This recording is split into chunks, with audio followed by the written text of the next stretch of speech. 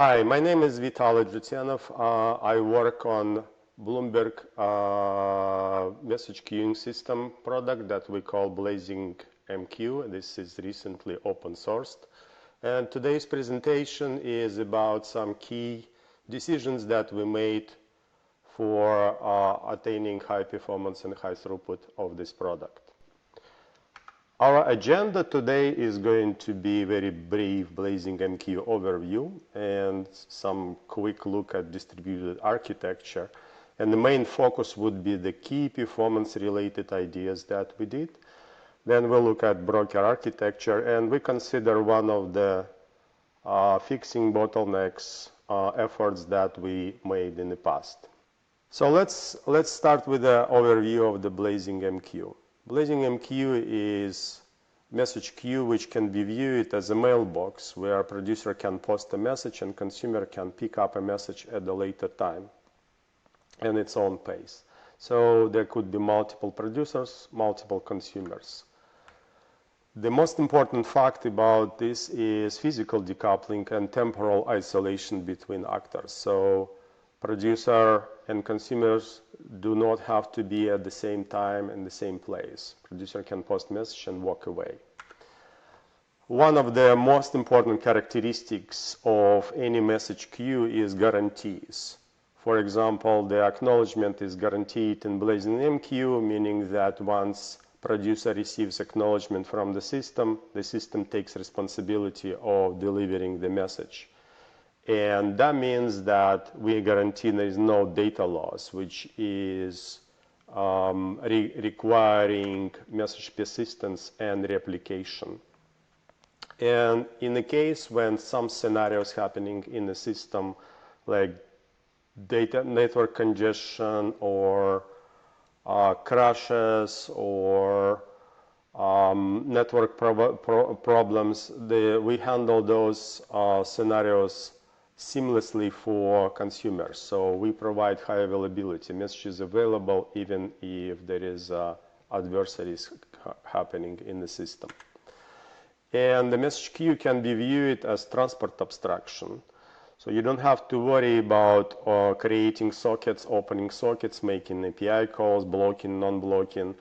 You need to, with message queue, you need to open the queue and attach it as either producer or consumer or both, and then post a message and receive a message. This all is scalable, and it's scalable in multiple ways. First of all, you can open more than one queue and scale that way, or you can have multiple applications working with the same queue, as many as you want. Or within the same application, you can have multiple worker threads working with the queue. It's worth noting that we have high fan-out ratio, which is helpful in the scenarios when one posted message resulted in multiple messages going to consumers. In some scenarios, we have high fan-out ratios, such as like 4-digit numbers. Let's take a look at the architecture. So message persistence and replication calls for cluster, of course. Here we see a cluster of 4 nodes across 2 data centers, and producers, consumers are applications connected in this slide to proxies. Proxies is external entities to cluster, and unlike the cluster, which is the fixed size of nodes, proxies can be any number. And the purpose of proxy is more like a unique feature of BlazingMQ. It is isolating consumers and producers from knowing cluster topology and from connecting to networks, because typically connection between application and proxy is local host. Within a cluster, nodes play different roles. There is one and the only one leader, which is responsible for assigning all other roles. And for our purpose, for queue, the most important role is primary. It's the node that is responsible, first of all, for storing and replicating data, and secondly, for replicating data to all replicas and delivering data to consumers. If we look at the trajectory that data take in the system. It looks like from top to bottom, from producers to consumers, it looks like all data eventually go to primary, and primary is the central point where the decision is made about how to distribute data to consumers.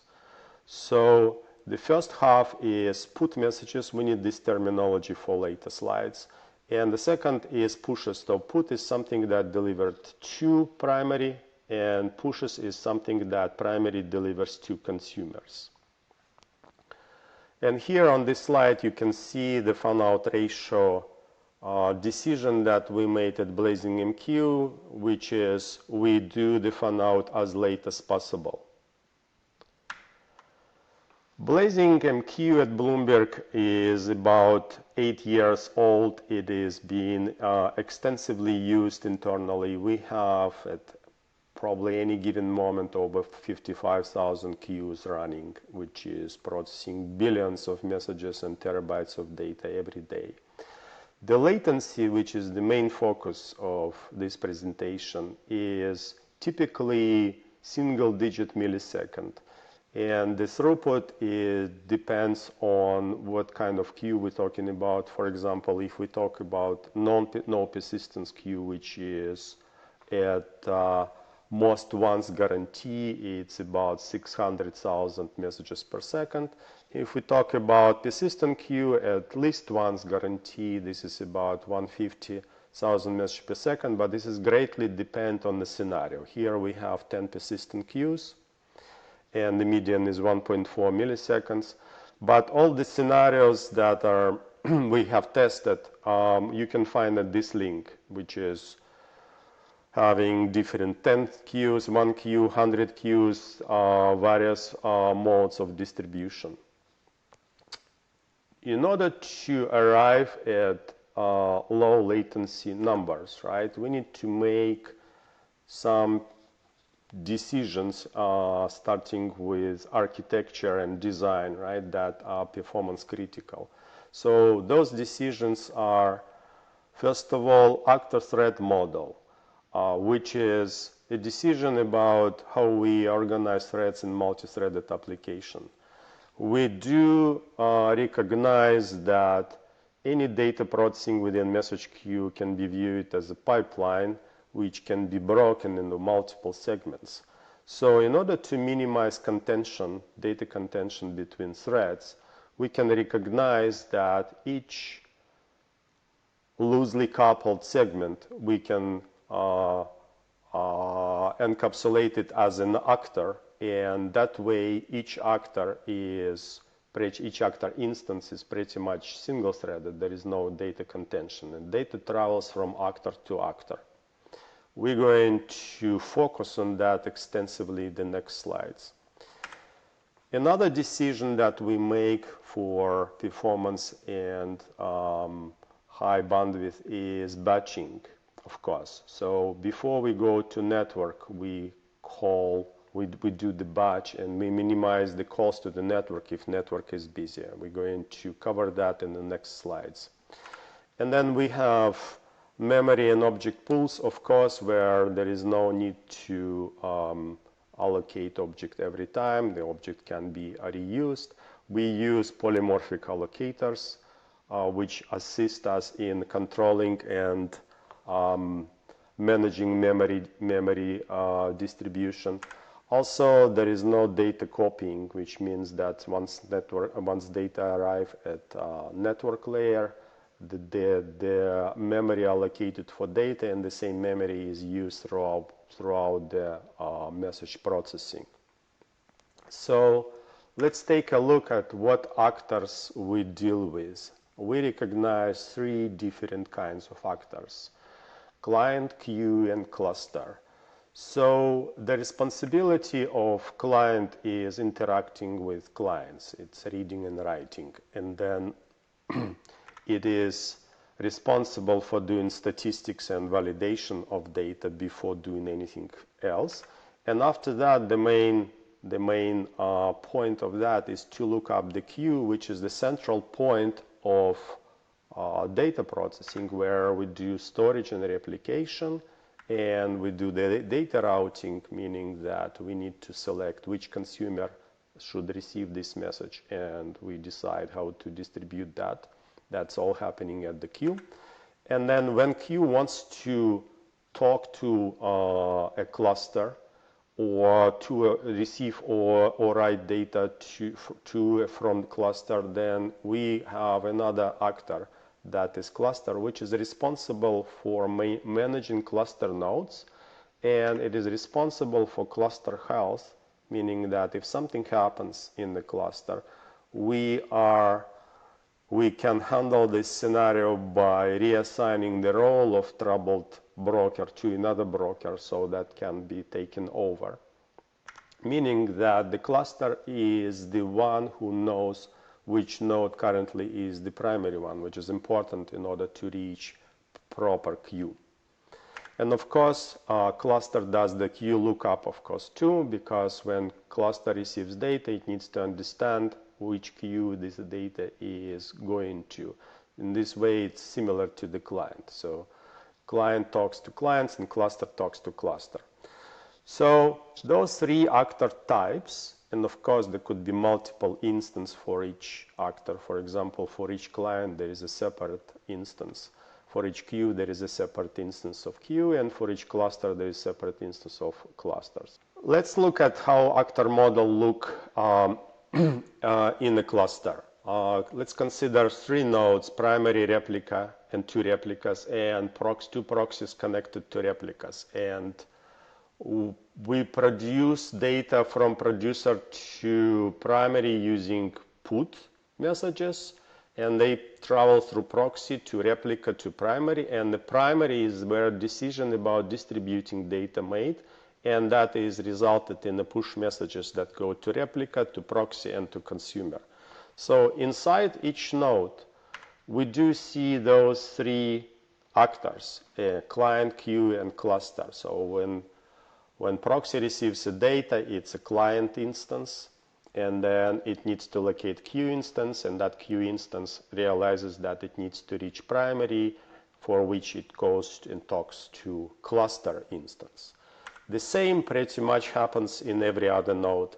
We have client, queue, and cluster. The primary doesn't have client because it doesn't talk to clients, although it can too.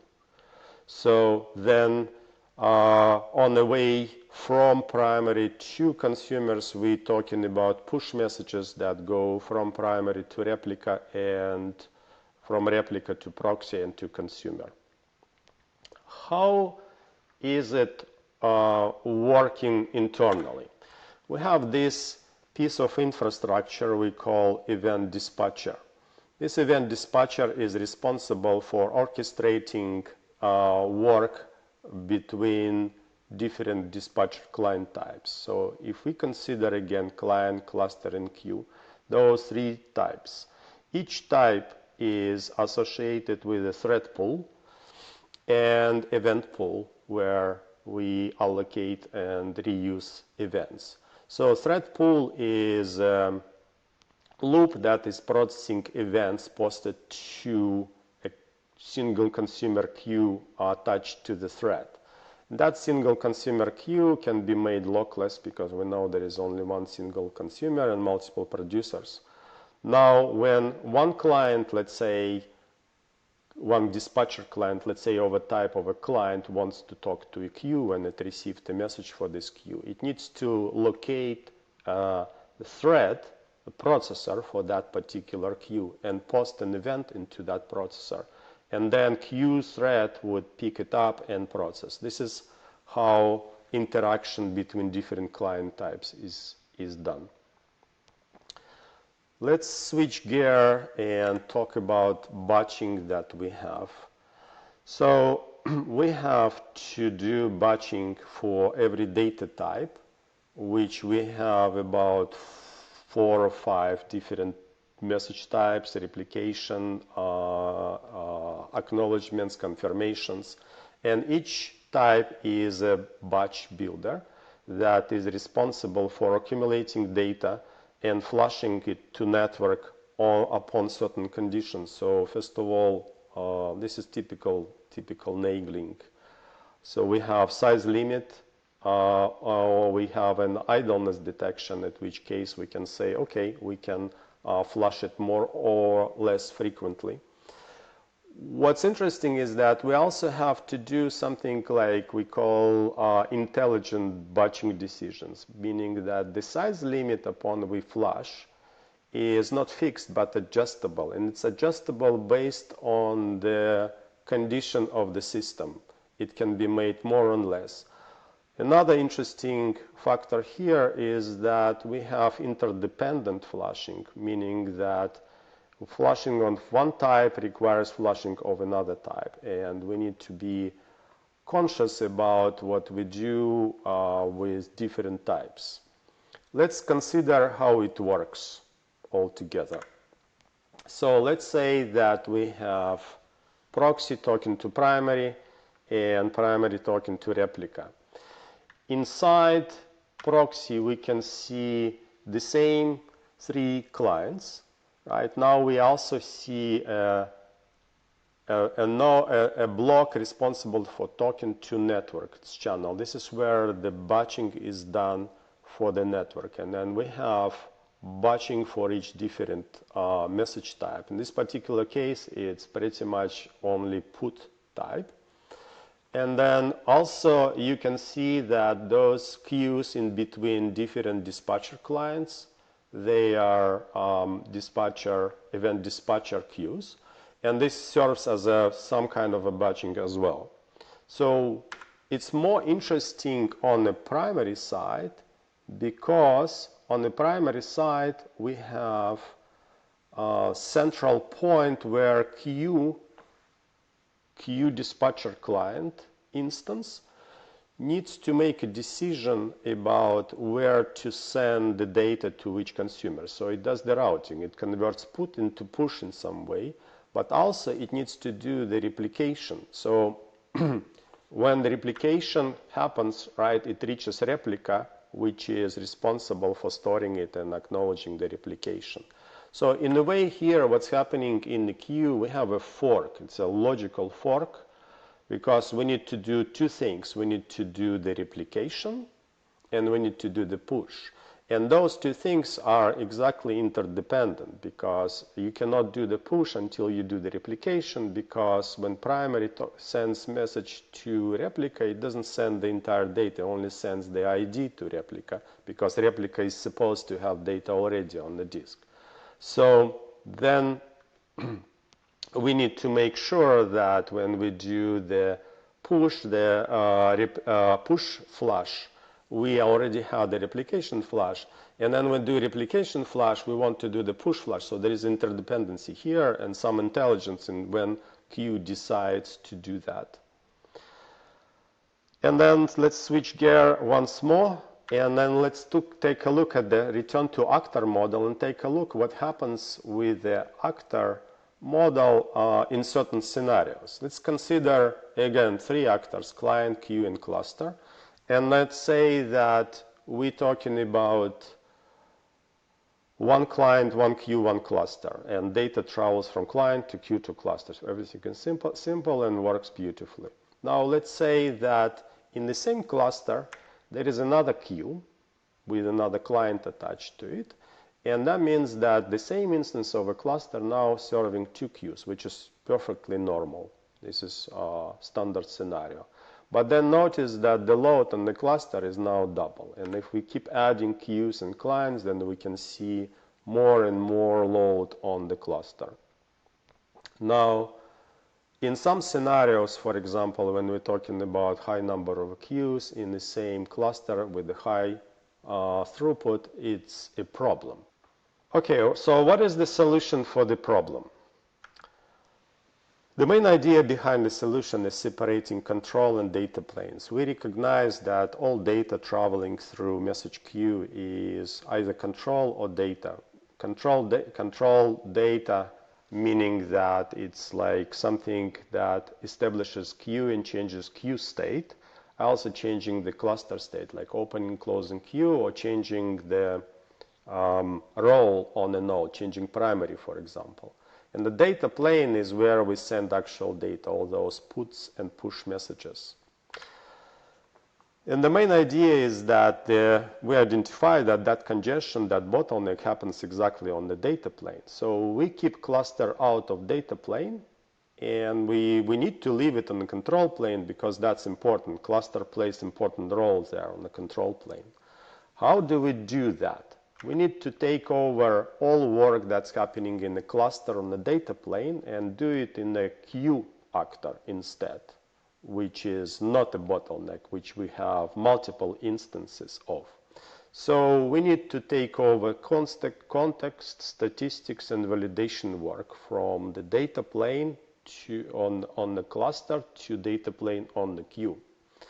Context is not a problem because we have the relationship between queue and cluster many to one, meaning that context processing can be considered single-threaded on the queue. Statistics is typically based on atomics and it is multi-threaded by its nature. And validation is more interesting. And here, the validation means that we need to make sure that queue doesn't send data when at certain conditions on the cluster. So how do we do that? We can do lockless synchronization, meaning that it's not going to affect performance. And the best analogy here is some gate, which is based on atomic. And the gate can be either open and closed. And when queue tries to send, it tries to enter the gate. And when gate is closing, it needs to wait for all queues that's currently sending data to finish before changing the state. So this can be done with just using one atomic, and there's going to be multiple queues trying to enter, and each try-enter call is going to be lockless, non-blocking.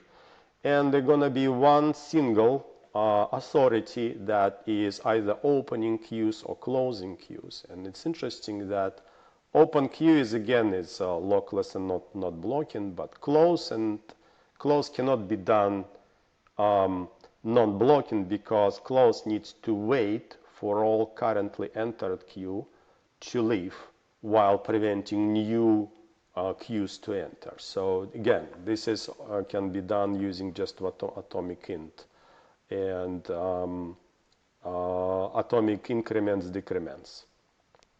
So this is the solution to one particular bottleneck that we identified and fixed recently in the actor model. Switching gear again and coming to the end, we just recently published as open source. So here is our repo on GitHub and the documentation that we have. We wrote quite a lot of documents, and the benchmarks that I mentioned previously, you can find them here. So that is the end of the presentation.